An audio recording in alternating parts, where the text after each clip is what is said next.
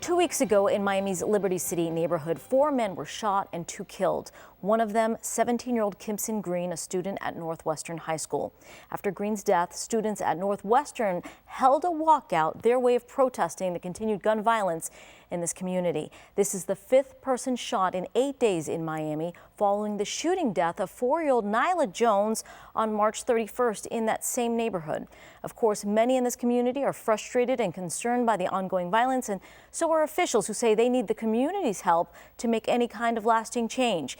And here to share more on what's being done to combat gun violence in this area is Miami Chief of Police Jorge Colina. Chief, thanks so much for joining us. Thank you for having me.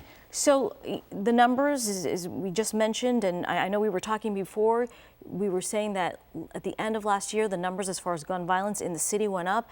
How concerned are you? We're concerned as a police department, and we're primarily concerned because we're responsible for the safety of our residents, our visitors, our merchants. And when something tragic like this happens, it resonates with everyone, because even though you were not directly affected, you're obviously aware that this could happen to you. And so it scares everyone, and we're obviously concerned. We're doing everything that we can. We have a plan in place that I hope we're successful, and the goal here is to reduce gun violence. So I know you're relatively new on the job. You started at the end of January. What have you done so far, and what do you hope to do? Well, so far, like I said, my goal, my #1 priority is to reduce gun violence. I would like Miami to be one of the safest cities in the country. And, you know, obviously we have a ways to go, but I think that you have to not be afraid to say that. I think you got to put it out there in the universe and ask people to join you and ask people to help you achieve this. And if we all are in it together, then we can make that happen. And so some of the things that we've done on the side of the police department is I've doubled the size of the gang unit. Okay. And the idea is to have a gang element in the city of Miami every day of the week. That wasn't the case in the past. Many of these shootings are in fact gang related. And so I'm hoping that's going to have an effect.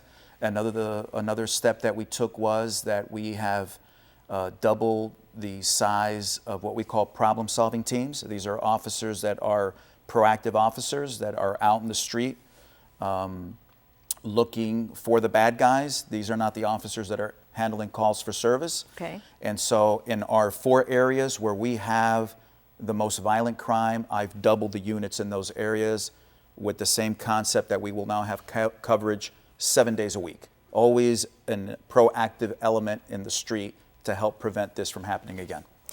I assume you would say this isn't just about guns on the street, right? That's only part of the solution, is getting guns off the street. I know there was recently a Buyback program. So tell me about the Buyback program, but I assume you also would say there has to be more. It's also about supporting the community, getting them the opportunities that they need. Absolutely. There's a lot of different elements here. I mean, as far as the gun buyback, so we had a gun buyback.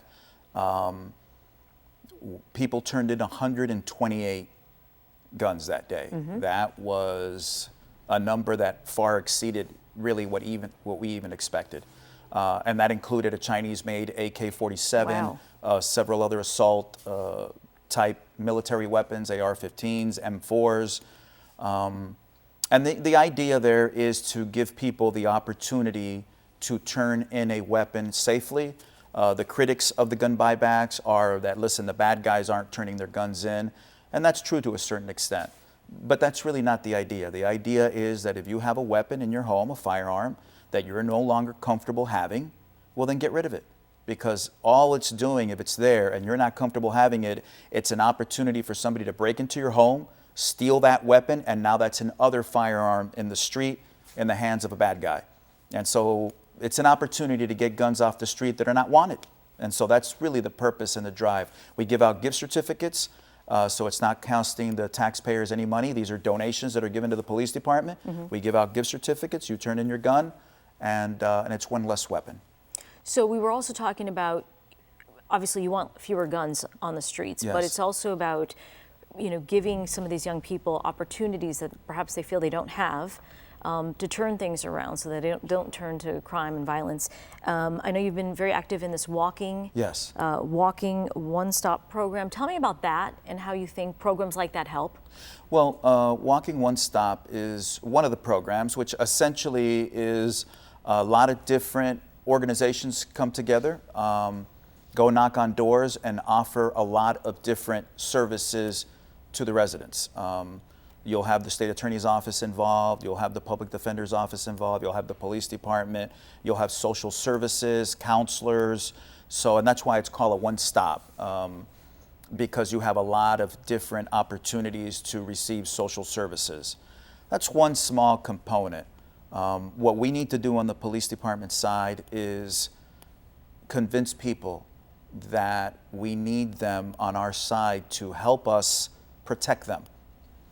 There's an apprehension with coming forward and providing information when a heinous crime occurs. But people can provide information anonymously. People need to let us know what's happening, otherwise it's very difficult for us to be able to be effective and efficient in our jobs. I know a lot of people watching might say, how do you convince a community where there's a lot of mistrust with officers, and second, they feel if I speak, I'm putting myself at risk? How do you turn that thinking around? It's tough, and I think that it needs to be a very conscious effort. And so, for example, I think it's great if people come out and they chant, "Enough is enough." That's okay. But if you then go back home and don't do anything else, I don't think you achieved anything. It may look great on a bumper sticker, but you need to live that. And so if you truly feel like enough is enough and you're tired of gun violence in your neighborhood, I'm not expecting you to come out and hold up a sign that says you handed somebody up or wear a t-shirt that says I turned somebody in. No, but I think that you can call and anonymously provide information and help us, police the neighborhood. We're seeing the Crime Stopper number right there. Yeah, 471-TIPS, 305-471-TIPS is and again, that's anonymous. There's also a gun bounty program that Miami-Dade County does where you receive up to $1,000 if they are able to recover a gun and make an arrest. But ultimately, what I would ask the community is, I understand that there's a mistrust of the police. There are incidents that happen across the country. I would say don't judge me based on what happened in South Carolina or California or in Miami in the past. Judge me for me, judge individual officers by the way that they behave, and give us an opportunity. Give us an opportunity to help you. The city's seen, I believe you're the 5th chief in 8-9 years. Do you feel like the focus has been perhaps where it shouldn't have been? That you're trying to move your staff, your priorities in a different direction to really make a difference as far as gun violence that perhaps wasn't done in the past? Perhaps. It's hard to say. I mean, there has been some level of instability in the department with that kind of turnover. Ultimately, though, that really doesn't affect the policeman on the street. And so even if one chief comes in and another one, if there's turnover there could be a change in philosophy like there is now with me as the chief, where I want to have more officers on the street and I want to be more proactive in how we police the street. And I want to have better relationships with the community we serve. But if you're a public servant, you're a patrolman on the street, it doesn't matter, and it shouldn't matter who the chief is, the mayor, the manager, the president. You're a public servant. Go out and help people because that's what you signed up to do. I know the 2 other priorities we talked about for you was community policing and creating perhaps a stronger bond between federal agencies. Why is that so important, do you think? I think it's important that we all work together. So when I say we're in it together, I really mean we're in it together. Federal agencies, the U.S. Attorney's Office, the State Attorney's Office, and the public that we serve. If you decide to pick up a gun to terrorize someone, in my opinion, you should receive the harshest of penalties. And it doesn't matter to me who gets the credit. So if it's Miami-Dade County that's ultimately making the arrest, or a federal agency, that's great. As long as we're going after these worst of the worst, I want to cooperate with everyone, share the intelligence that we have, and if someone's able to execute an arrest of someone who's terrorizing people using a gun, that's what I want. That's my goal. What I was surprised to hear is that actually you were saying that gun violence in the city, big picture, is down. Is that correct? I mean, That is correct. How are we doing big picture on gun violence? Well, what happens is this. There has been a decrease in gun violence year after year, probably for the last 7 or 8 years. So we're certainly trending in the right way.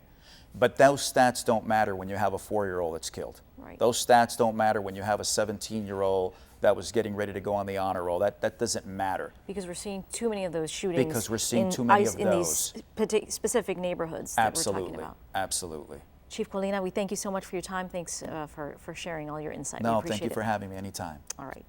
And do you have a comment about gun violence in South Florida? We want to hear from you. Send us your thoughts. You can reach us by email or on our Facebook page at Your South FL, or even send us a video or a message about this or any topic that impacts you and your community. We look forward to hearing from you.